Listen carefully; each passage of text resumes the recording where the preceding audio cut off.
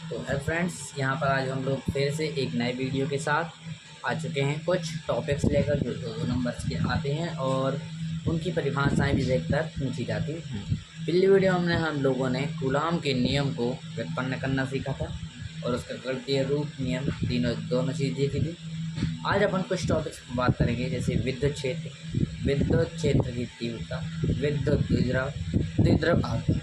इनकी परिभाषाएं important lesson 1 से, तो उनको अपन देखेंगे आज। विद्युत क्षेत्र कैसे कहते हैं उसकी परिभाषा को अपन देखेंगे। ठीक है, विद्युत क्षेत्र की तीव्रता, विद्युत द्विध्रुव और द्विध्रुव आवेश। ठीक है, तो अपन सबसे पहले अपन टॉपिक नंबर 1 करते हैं, विद्युत क्षेत्र। विद्युत क्षेत्र क्या होता है? विद्युत मतलब हो जाएगी अपने को इलेक्ट्रिसिटी, करंट। ठीक है, उसको अपन कैसे दे सकते हैं कि जैसे देखो इलेक्ट्रिसिटी है, अगर वो 10 एक पैप में दौड़ रही है, ठीक है, तो वो 10 मीटर तक के घेरे में अपन को करंट मार सकते हैं। अगर कोई व्यक्ति इसके अंदर गया, ठीक है, कोई व्यक्ति है जो अगर इसके अंदर गया, इस दायरे के अंदर गया, तो उसको लगेगा झटका। जो कितने का भी लगेगा, झटका लगेगा। अगर और पास गया तो और ज़्यादा झटका लगता जाएगा, करंट लगेगा। अगर उसके थोड़ा भी बाहर है वो व्यक्ति, तो उसको करंट नहीं लगेगा। इसका मतलब कहेंगे कि जो करंट है दौड़ रहा है, बिजली दौड़ रही है, वो इतने क्षेत्र में ही उसको करंट मार सकती है, उससे ज़्यादा नहीं मार सकती, क्योंकि उसकी फ्रैक्शन नहीं। ठीक है, तो अपन कह सकते हैं कि विद्युत क्षेत्र, इसी इलेक्ट्रिसिटी को विद्युत कहते हैं, विद्युत तो कहते हैं। तो कहेंगे विद्युत का ये क्षेत्र है, इसका मतलब कह सकते हैं आवेश। आवेश से तो मिलकर बनी होती है ना। आवेश समुदाय मतलब एक आवेश मिलकर एक समुदाय का निर्माण करते हैं। आवेश समुदाय, जो आवेश हैं, आवेश समुदाय के चारों ओर का वह क्षेत्र जहाँ विद्युत प्रवाह मतलब करंट को अनुभव किया जा सकता है, उसे ही अपन कहेंगे विद्युत क्षेत्र। ठीक है, उसे ही कहेंगे अपन विद्युत क्षेत्र। मतलब कहेंगे कि अगर यहाँ पर करंट है, यहाँ पास करंट है, तो आवेश तो होगा उसके चारों ओर। ठीक है, आवेश है तो मतलब आवेश जहाँ तक आवेश, या फिर कहेंगे करंट के जहाँ तक प्रभाव दिख रहा है वही अपना हो जाएगा, उतना क्षेत्र हो जाएगा, विद्युत क्षेत्र हो जाएगा। ठीक है, तो आवेश समुदाय मतलब विद्युत क्षेत्र कहाँ तक रहेगा, जहाँ तक उसका प्रभाव रहेगा। तो जहाँ विद्युत प्रभाव का अनुभव कर सकता है वही विद्युत क्षेत्र कहलाता है। ठीक है, समझ गए। इसकी एक डेफिनेशन हो जाएगी, इसकी एक परिभाषा हो जाएगी सिस्टमेटिक। आवेश समुदाय के चारों ओर का वह क्षेत्र जहाँ विद्युत प्रवाह को अनुभव किया जा सकता है, विद्युत क्षेत्र कहलाता है। क्लियर, ये हो गया। अब आ गया अपना विद्युत क्षेत्र की तीव्रता। विद्युत क्षेत्र की तीव्रता में ऐसा है कि विद्युत क्षेत्र की तीव्रता विद्युत क्षेत्र के किसी बिंदु पर, अब ये विद्युत क्षेत्र अपन दूसरा बना लेते हैं। ठीक है, ये पूरा एक विद्युत क्षेत्र है, ये सब कैंसिल जाएगा। विद्युत क्षेत्र के किसी भी बिंदु पर, एक बिंदु आएगा, विद्युत क्षेत्र के किसी भी बिंदु पर विद्युत क्षेत्र की तीव्रता किसी बिंदु पर रखी एकांक धनावेश, अब इसमें कोई ना कोई तो आवेश होगा ना, तो एकांक धनावेश पर लगने वाले बल के बराबर होती है। अपन इसको सीधे अपन लिख लेते हैं कि विद्युत क्षेत्र की तीव्रता किसी बिंदु पर विद्युत क्षेत्र में उपस्थित विद्युत क्षेत्र की तीव्रता उस बिंदु पर रखे एकांक धनावेश पर लगने वाले बल के बराबर होती है तथा यह एक सदिश राशि होती है। ठीक है, इसी को अपन लिख सकते हैं ई मतलब विद्युत क्षेत्र की तीव्रता होता है, उसमें कोई ना कोई बल लग रहा, उसमें कोई ना कोई बल लग रहा होगा। बल किस में लग रहा है? एकांक आवेश में लग रहा है, तो हो जाएगा Q0।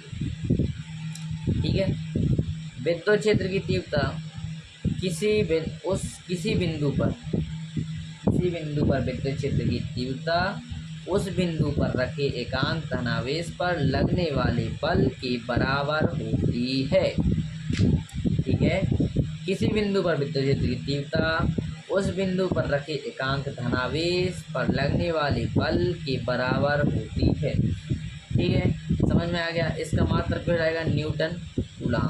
आवेश का मात्रक कूलाम होता है, बल का मात्रक न्यूटन। ठीक है, तो ये हो जाएगा अपना दूसरा भी क्लियर। तीसरा टॉपिक है क्या? विद्युत द्विध्रुव।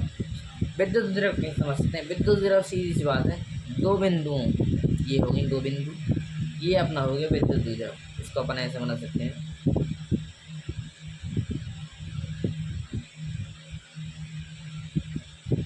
ये हो गया विद्युत द्विध्रुव। इसके दो बिंदु हो जाएंगे ए और बी, इसमें कोई ना कोई आवेश होगा तो इसमें माइनस क्यू, इसमें प्लस क्यू। ठीक है, तो इसमें ये कोई ना कोई माध्यम में कहीं ना कहीं जो धारा होगा, हवा में तो लटका नहीं होगा, तो कोई ना कोई माध्यम रखा होगा वो हो जाएगा टी। ठीक है, इसकी कोई ना कोई दूरी, आवेशों की कोई ना कोई दूरी तो होता ही है, तो इसके 2a अपन मान लेंगे। ऐसे ही अपन ने अच्छी स्थिति माना था, आपको याद होगा। ठीक है, और यदि आप लोगों ने पिछली वीडियो नहीं देखे तो प्लीज़ पहले उनको देखिए, इसके बाद ही इनको देखिए तो अच्छे समझ में आएगा। ठीक है, अपन इसको सीधे विद्युत द्विध्रुव, विद्युत द्विध्रुव मतलब ये द्विध्रुव हो जाएगा। इसमें अगर विद्युत प्रवाह हो रही है, मतलब आवेश उत्पन्न है, आवेश है, उपस्थित है, तो जाएगा विद्युत द्विध्रुव। इसको अपन सिस्टमेटिक परिभाषा ये बोल सकते हैं कि यदि दो बराबर या विपरीत बिंदु आवेश, यदि बराबर है तो ठीक है, विपरीत है तो भी ठीक है। बिंदु आवेश, ये बिंदु आवेश है ना, इसमें इस बिंदु पर आवेश है, ये बिंदु आवेश की किसी अल्प दूरी पर रखें, मतलब किसी अल्प दूरी पर स्थित हो। यदि दो बराबर या विपरीत बिंदु आवेश किसी भी मतलब अल्प से अल्प दूरी, छोटी से छोटी दूरी पर भी स्थित हैं, तो इस निकाय को अपन विद्युत द्विध्रुव कहेंगे। ठीक है, आदि कोई सीधी सी भाषा है, कोई भी आवेश, कोई भी बिंदु आवेश जो है किसी न किसी दूरी पर होंगे, उस दूरी वो किसी न किसी दूरी पर होंगे, तो उस निकाय को मतलब उस दूरी को जो मिलाएंगे ना, जो बनेगा ना, उसको अपन द्विध्रुव कह देंगे, विद्युत द्विध्रुव कह देंगे। और सीधे से कहेंगे अपन कि द्विध्रुव के दो आवेशों को मिलाने वाले रेखा को, द्विध्रुव के दो आवेशों को मिलाने वाले रेखा को अपन कहेंगे द्विध्रुव अक्ष।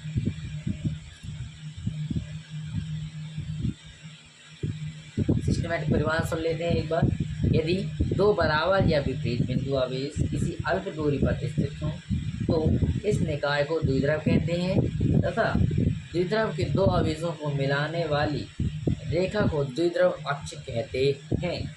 ये हो जाएगा अपना क्लियर।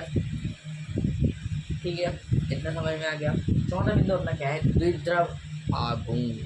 ये जरूर याद रहेगा, इसका जो सूत्र है अपन को बाद में अभी पता चलेगा, P बराबर Q इंटू 2a। ये जो सूत्र है वो अक्ष में भी लगेगा, निरक्ष में भी लगेगा, और भी हम 2-3 महीने और सॉल्व करेंगे लेसन 1 में ही, उसमें भी लगेगा। ठीक है, तो इस द्विध्रुव की परिभाषा क्या है, द्विध्रुव आघूर्ण घूमता है, सीधी बात। द्विध्रुव मतलब द्विध्रुव आघूर्ण किसी एक, द्विध्रुव आघूर्ण है किसी एक आवेश का मान, कोई भी एक आवेश ले लिया उसका मान, तथा आवेशों के बीच की दूरी, जैसे आवेशों के बीच की दूरी हो ये, कोई इन दोनों में से कोई भी आवेश ले लो, उसका अपन को परिमाण करना ही होगा, तो प्लस का माइनस माइनस प्लस जाएगा, प्लस का प्लस रहेगा। द्विध्रुव आघूर्ण मतलब किसी एक आवेश का मान तथा उन आवेशों के बीच की दूरी क्या हो जाएगी 2a। उन आवेशों के बीच की दूरी एक गुणनफल के बराबर होगा। गुणनफल हो गया, किसी एक आवेश का मान है, दोनों आवेशों के बीच की दूरी के गुणनफल के बराबर होता है। अब द्विध्रुव आघूर्ण को पीछे दर्शाते हैं, तो ये रहेगा P बराबर Q 2a। इसमें तो ज़्यादा समझाना सा नहीं है, सीधी बात है, किसी एक आवेश का मान था, दोनों आवेशों के बीच की दूरी के वर्ग, बीच की दूरी के गुणनफल के बराबर होता है, बस। द्विध्रुव आघूर्ण को हम पी से दर्शाते हैं, विद्युत क्षेत्र की तीव्रता को हम ई से दर्शाते हैं। ठीक है, ये याद रखिएगा। और इसका अपन ऐसा ही मात्रक निकालना चाहें तो आवेश कहा जाता है गुलाम, दूरी कहा जाता है मीटर, गुलाम मीटर, सेंटीमीटर आएगा, सो गुलाम मीटर पहले से आता है अपनी सी मतलब सेंटीमीटर। आई होप आप लोगों को ये चारों बिंदु अच्छी तरीके से समझ में आए होंगे। ठीक है, अच्छी तरीके से मैंने समझाया है, विद्युत क्षेत्र की तीव्रता, द्विध्रुव, विद्युत द्विध्रुव। सबसे ज़रूरी बात है कि ये IMP है, ये आपके आगे टॉपिक्स में भी ये आएगा। जैसे बिंदु आवेश से विद्युत क्षेत्र की तीव्रता, उसमें भी ये वाला आएगा, ये वाला सूत्र आपको काम आएगा। ठीक है, तो अगले वीडियो में अपन मिलते हैं बिंदु आवेश की विद्युत क्षेत्र की तीव्रता के साथ। तो आप लोगों को यदि ये चार टॉपिक्स अच्छी तरीके से समझ में आए तभी सब्सक्राइब कीजिएगा, वरना मत कीजिएगा। धन्यवाद।